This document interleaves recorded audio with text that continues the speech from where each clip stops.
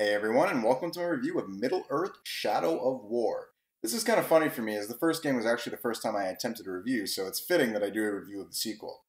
I loved the first game. As a Lord of the Rings fan, it was one of those games that I'd always wanted, and while the story is at odds with Tolkien's actual lore, I can look past it.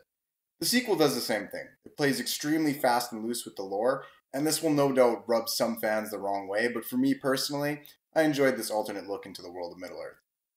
The game starts out attempting to rescue Celebrimbor from Shelob.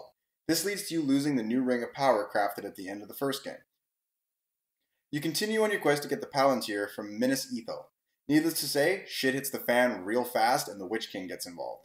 I don't really want to say too much more because it gets into spoiler territory, but you get the ring back and you begin to build your army to take down Sauron. There are some interesting side stories as well to play through if you want to. I do recommend doing it, for it gets good rewards and they give really good experience that you will definitely need in order to level up. You have some Gondor quests where you get to meet other Gondorians, and you have some Shelob quests and other little collectibles that you need to get. Now let's get into the nitty gritty. How does the game play? Well, if you like the first one, you'll love this one as well. It's really more of the same, just on steroids.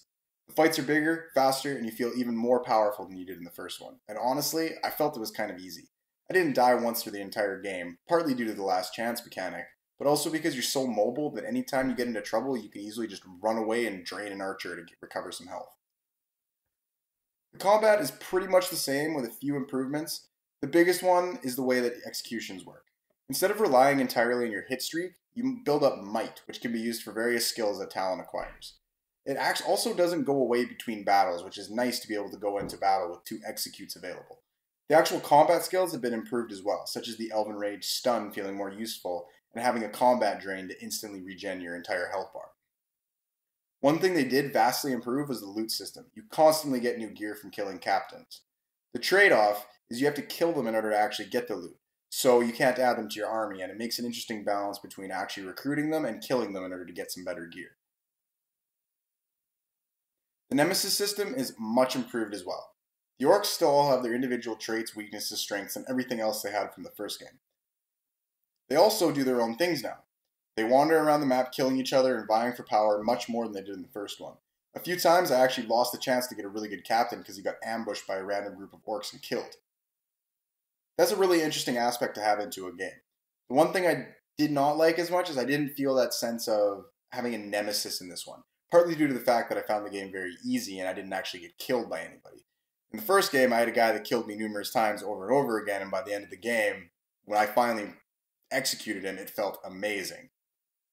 The actual castle sieges are quite fun as well. They're sprawling battles with hundreds of different orcs on the screen that end in a tougher battle against the Overlord. These battles usually have environmental hazards as well as much more orcs to fight against than usual. They're also in smaller rooms that take a lot of the advantage of mobility away from you. The later castles do require some stronger orcs, and you're going to have to take out some war chiefs to lower the defenses, which does require a decent time investment. Let's get to the part that I'm basically forced to talk about, the microtransactions. I hate them. I really do. I don't think that microtransactions should be in an $80 single-player game. I'm from Canada, so games cost me $80, not $60. But they are not as bad as people have tried to make it seem.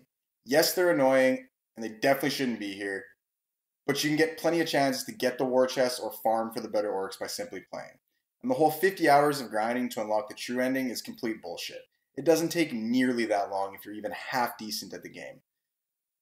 All in all, it sucks that they're there, and I wish they weren't, but it didn't negatively impact my personal experience playing through the game. I also didn't feel the grind was all that bad, but I like to grind in video games, so that could very well be a reason that it didn't bug me. I actually like to grind. My advice is to play the game and not buy any microtransactions. You're basically paying to have less fun when you do that. I will never buy one, and I hope everyone else that buys the game does not as well, so we can send a message to Warner Brothers that shit just doesn't fly, because it doesn't. The graphics are a great step up from the previous one, and the music is fantastic. It has the typical sweeping score the usual Lord of the Rings media has. I do feel that the colors were a little bit muted for me, but that could be due to some setting that I had on that I didn't find and I didn't care enough to go through to look at. But I had this weird film grain blurry look that just kind of pervaded the whole experience for me. I'm going to give this game an 8 out of 10.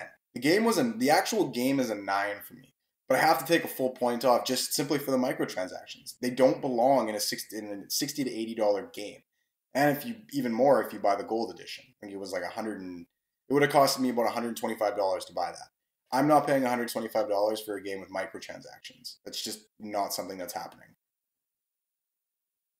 Well, that was my review of Lord of the Rings Shadow of War. Thank you all so much for watching. Hope you guys enjoyed.